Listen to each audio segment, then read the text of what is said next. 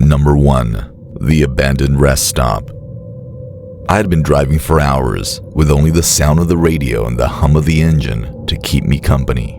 My eyes were getting heavy and my stomach was rumbling, so I decided to pull off the highway and take a break at the next rest stop.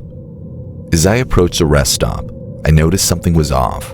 The usual buzz of activity that I had come to expect was missing, and the parking lot was nearly empty.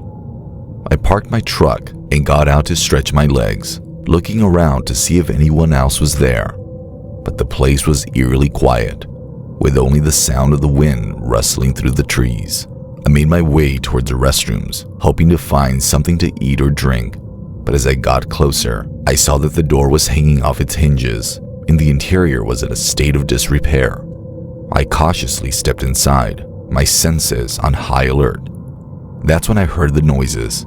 It sounded like something was shuffling around in the shadows, but I couldn't see anything.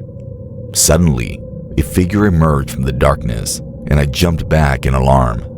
It was a homeless man, his eyes wild and his clothes in tatters.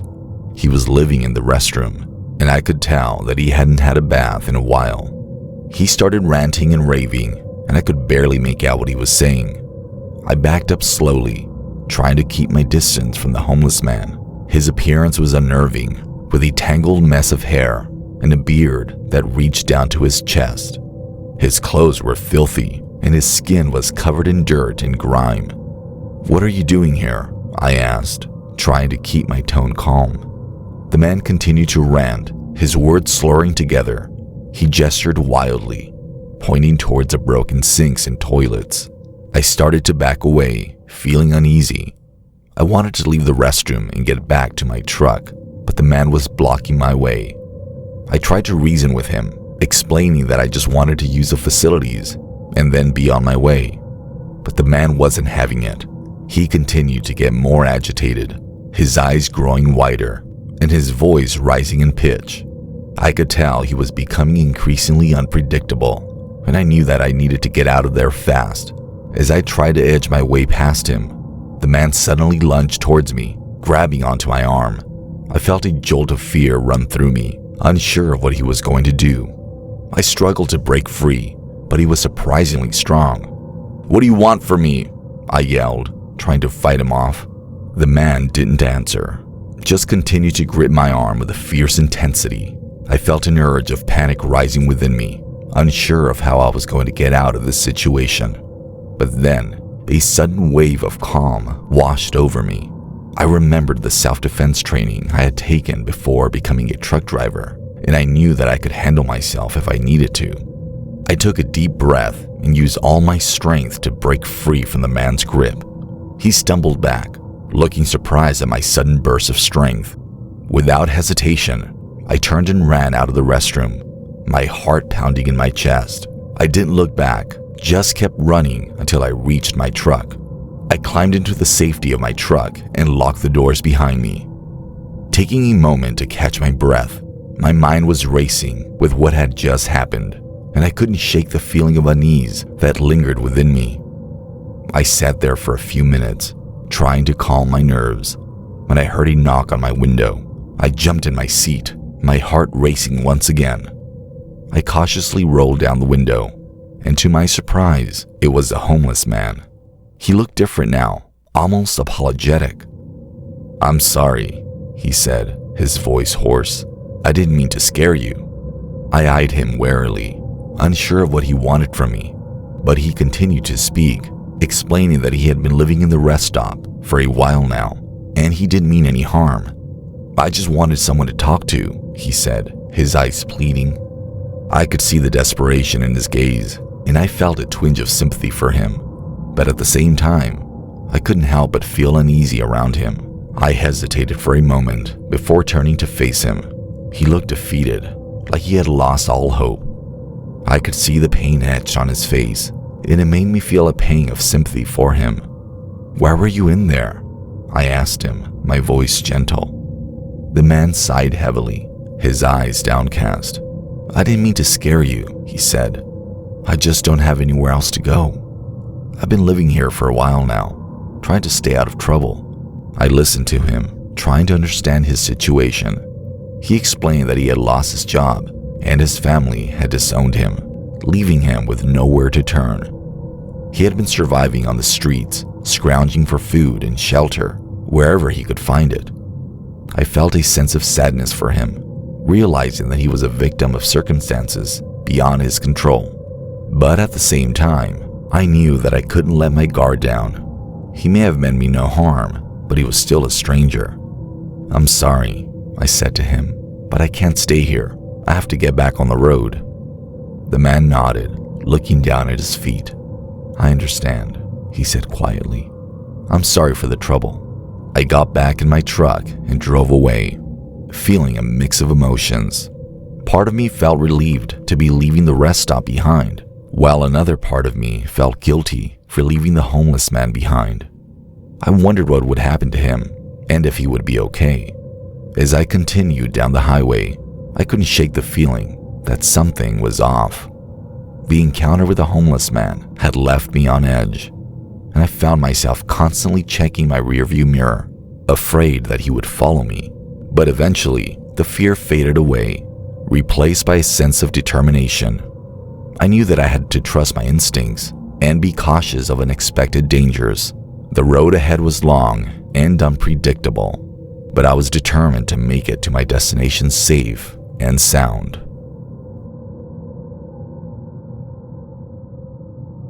Number 2. The shipment. For as long as I could remember, I'd been a long-haul truck driver. It was a profession that I truly enjoyed, as it offered me the freedom of the open road and the sense of adventure that came with every new delivery. The steady hum of the engine was a constant companion, and I relished the solitude of my cabin. But this particular shipment was different. When I arrived in the small town to pick up the boxes, the atmosphere was eerie. The buildings were run down and dilapidated, and there was an air of neglect and disrepair that hung over everything. The man who handed me the boxes was shifty and evasive, and I couldn't shake the feeling that something was off. Despite my unease, I tried to focus on the task at hand. I carefully loaded the boxes onto the truck and double-checked the delivery details. As I set off on my journey, I couldn't help but feel like I was being watched. The desolate roads were dark and silent, and every little sound seemed amplified. My unease grew with every passing mile. I tried to dismiss my feelings as just my imagination running wild, but the feeling of being watched persisted. I kept checking my mirrors, but there was nothing there. The silence was deafening, broken only by the hum of the engine and the occasional chirping of crickets. As the night wore on, my nerves began to fray. The sense of unease that had been nagging at me all evening now felt like a tangible presence. I couldn't shake the feeling that something was going to happen. I didn't know what it was, but I knew that I had to be ready for it. Suddenly, I saw a figure standing in the middle of the road, a few yards ahead of me. My heart raced, and I hit the brakes, causing the truck to screech to a halt. I peered out of the window, but the figure was gone. I shook my head and tried to convince myself that it was just my imagination playing tricks on me. I decided to take a break and stepped out of the truck. The chilly air bit my skin, and I shuddered. That's when I noticed that one of the boxes had a slight tear, and something was peeking through it. My hands trembled as I hesitated, then opened the box. My heart stopped as I saw packets of white powder inside. It didn't take me long to realize what it was: drugs. Fear gripped me as I considered my options. I couldn't deliver this cargo. I'd get into trouble, but I couldn't just abandon it either. I decided to turn back and ask the man who gave me the shipment about the drugs. Maybe it was a mistake or a mix-up, but as I drove back, my unease turned to terror. The man was waiting for me, and his eyes were cold as he threatened me. I knew I was in over my head. He told me that I had to deliver the shipment, or there would be consequences.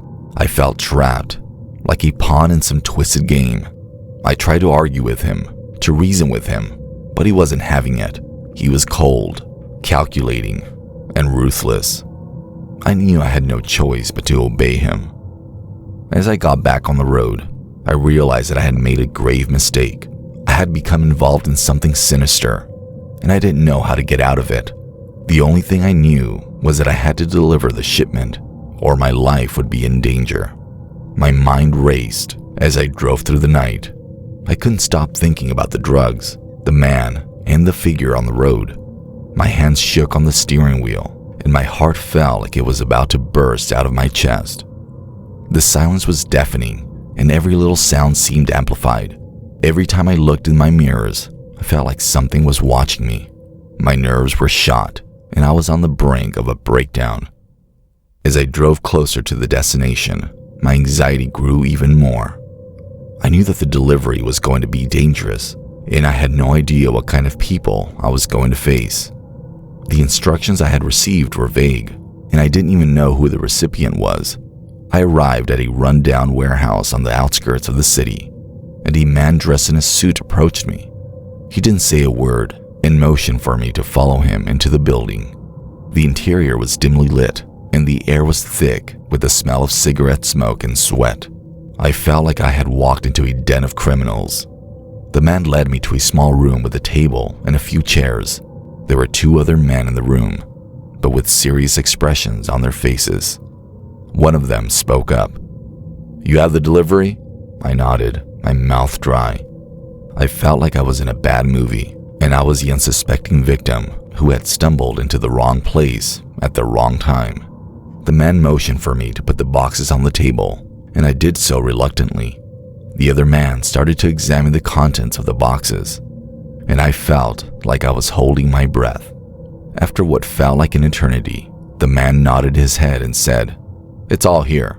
He motioned for the other man to take the boxes. They both left the room without saying another word.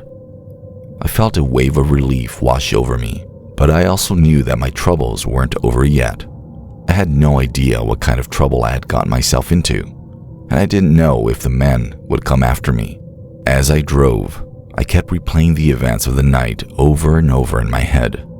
I couldn't believe I had gotten myself involved in something like this. The thought of what could happen if I failed to deliver the shipment was terrifying. But at the same time, I knew that if I did deliver it, I would be helping to perpetuate a cycle of crime and violence. As much as I wanted to call the police and turn myself in, I knew it was too risky. The man who had threatened me was clearly involved in some kind of organized crime, and I didn't want to risk the safety of myself or my family. If I snitched, there was no telling what kind of retribution would be taken against us. I also knew that I was in too deep already. I had made a mistake by accepting the shipment, and now I had to see it through to the end. I had a family to take care of, and I couldn't risk putting their safety in jeopardy. As much as I hated what I was doing, I had to deliver the shipment.